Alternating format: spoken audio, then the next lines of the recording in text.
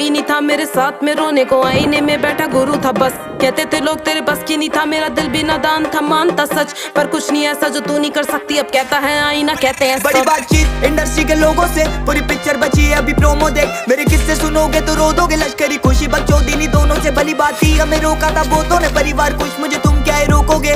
बिस्तर बना देंगे नोटों के अगर मेहनत को पैसों से तोलोगे। संगीत को सब किया समर्पित, लिखे दिल से गाने मेरे अमर गीत। बिगी पाक को सुन गया सफर भी।